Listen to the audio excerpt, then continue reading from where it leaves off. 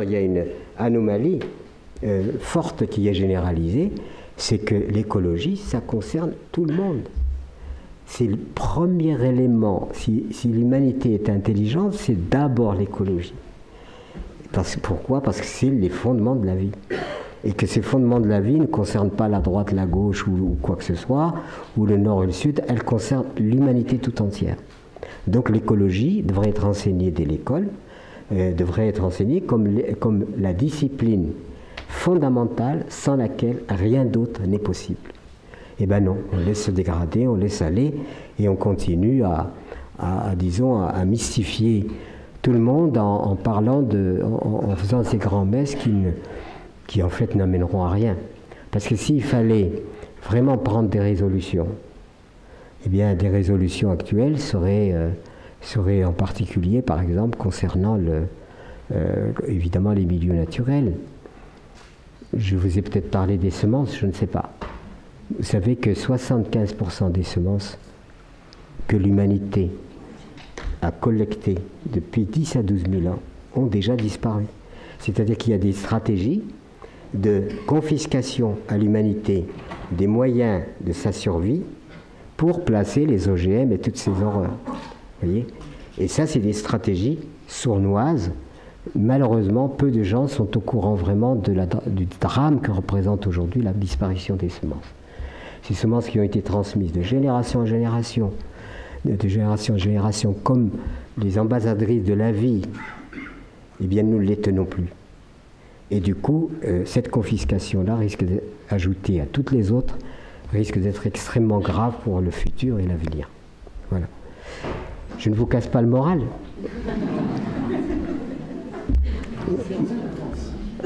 Prenez votre responsabilité, vous m'avez demandé de venir, donc il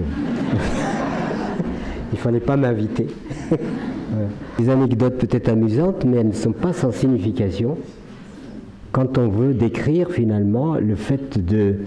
Est-ce que le bonheur est compatible avec l'insatiabilité permanente? Et quand je remets en cause la croissance économique, c'est de ça que je parle. Je ne parle pas sommes-nous ici-bas pour être des entités prises dans la complexité d'un système qui, lui, est en quelque sorte mandaté pour produire de la finance, de l'argent, etc. Ou sommes-nous ici-bas pour vivre notre vie selon notre convenance? Cette question se pose. Et comment se libérer, en quelque sorte, de l'obsession du toujours plus pour rentrer dans quelque chose, dans une vie où on génère de la satisfaction? Parce qu'aujourd'hui, moi je travaille en Afrique, même ma culture initiale, c'était un peu la culture de la satisfaction. C'est-à-dire, vous avez déjà entendu dire « Alhamdoulilah ». Je ne suis pas terroriste, attention. Eh bien, ça veut dire « je suis satisfait, grâce à Dieu, j'ai ce qu'il faut ». Aujourd'hui, c'est toujours ce qui manque qui devient le problème. Mais nous ne voyons pas ce que nous avons. Alors que ce que nous avons pourrait largement nous donner du bonheur, ça ne nous donne pas du bonheur parce que nous sommes manipulés pour être insatiables. C'est toujours autre chose qui est mieux, etc. Et c'est pour ça que la sobriété est inapplicable dans cet état d'esprit. Et comme l'être humain est fragile, il fonctionne beaucoup par la voie subliminale, c'est-à-dire symbolique, mais pas dans la réalité objective. Le symbole compte beaucoup. Et cette symbolique, évidemment, soit elle est une symbolique, disons, de la simplicité, soit c'est une symbolique qui amène à l'insatiabilité. Et notre système produit de l'insatiabilité, de plus en plus d'insatiabilité, et c'est pour ça que nous nous soumettons et que nous rentrons dans un processus qui est un processus, au lieu de libérer, alien de plus en plus. Et au point où nous en sommes aujourd'hui, c'est quand même pas simple. Et donc si je prêche cette simplicité, cette sobriété, j'étais d'ailleurs étonné parce que j'ai écrit un livre sur la simplicité, sur la sobriété heureuse. J'ai intitulé ça. Alors il faut quand même que je me fasse un peu de pub là. Hein, Eh bien, j'ai écrit La sobriété heureuse. Pourquoi? Parce que j'y crois profondément et que c'est une expérience. Et je me suis dit, est-ce que ça va résonner invitation à la précarité? Non, ce n'est pas une invitation à la précarité. C'est une invitation à l'équilibre qui permet à la joie d'exister en même temps que, nos nécessités matérielles. C'était ça. Et ce livre, je me suis dit, il va sûrement plafonner. Mes éditeurs disaient, bon, les essais, ça plafonne à 3000 exemplaires, 4000 exemplaires, c'est un miracle. Ben, on est en train d'aller au-delà de presque à 300 000 exemplaires. Ce qui veut dire... Enfin, je ne suis pas là pour dire bravo Pierre Rabhi. Je suis là simplement pour dire qu'aujourd'hui, il y a de plus en plus de conscience qui se rendent compte que finalement, on est totalement pris dans une civilisation du matérialisme intégral, qui est déspiritualisée, qui est désesthétisée, ou esthétisée, disons, mais artificiellement. Et l'esthétique de la vie, mais la vie est belle. Et du coup, tout ce qui divertit prend beaucoup d'importance aujourd'hui. Et tout ce qui permet finalement de s'évader de la réalité, parce qu'elle est rigoureuse et difficile, prend énormément d'ampleur. Dans le spectacle, enfin tout ça, évidemment.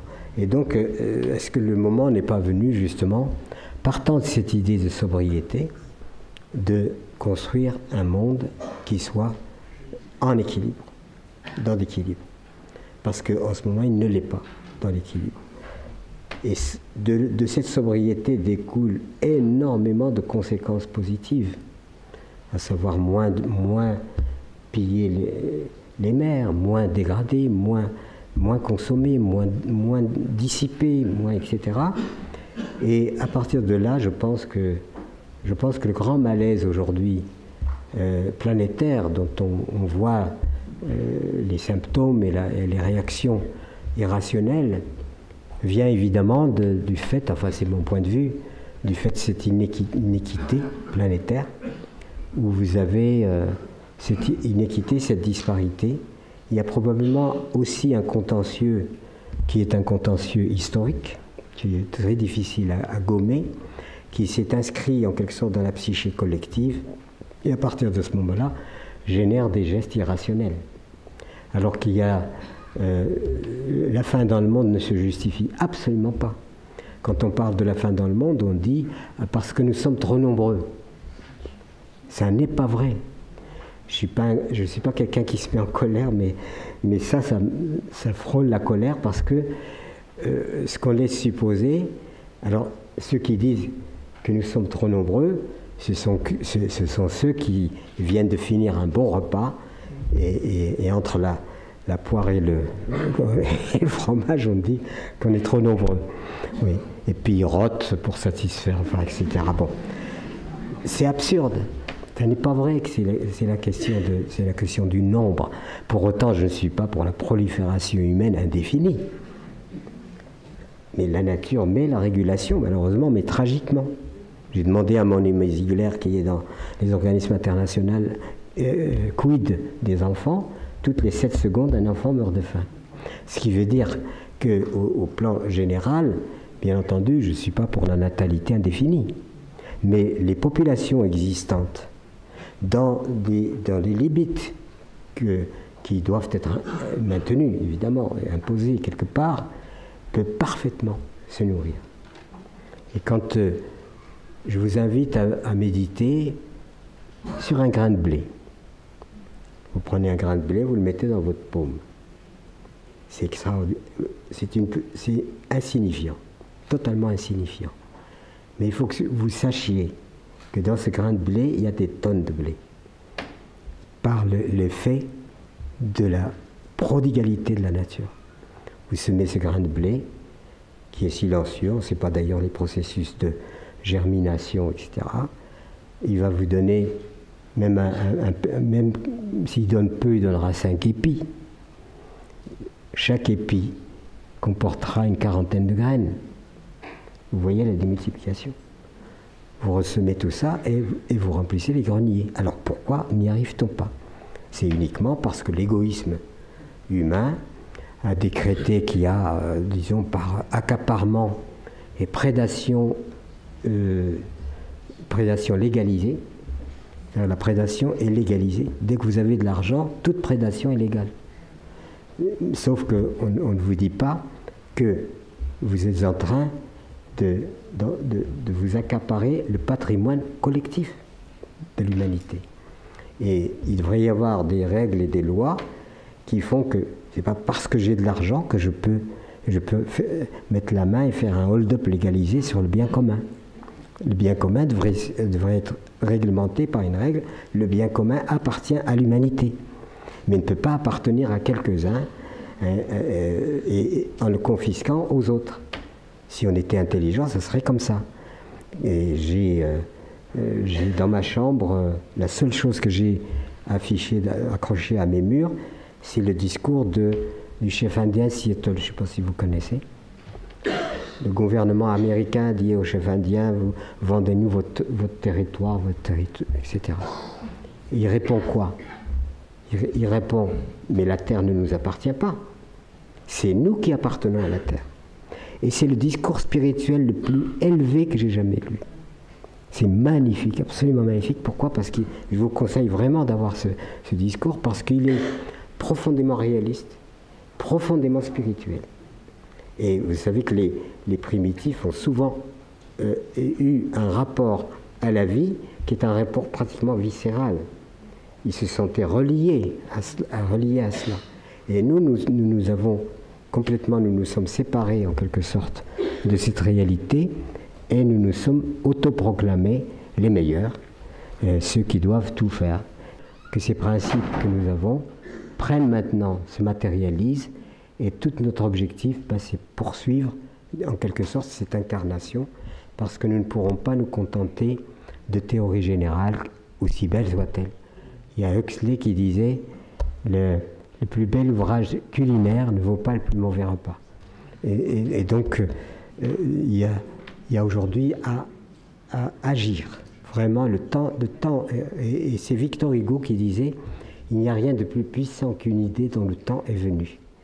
Et je sens que le temps est venu d'une insurrection pacifique, évidemment, pas une insurrection, ce qu'on avait repris, parce qu'il est impossible qu'il puisse y avoir un quelconque avenir à l'humanité si elle ne change pas de registre, si elle ne change pas de paradigme.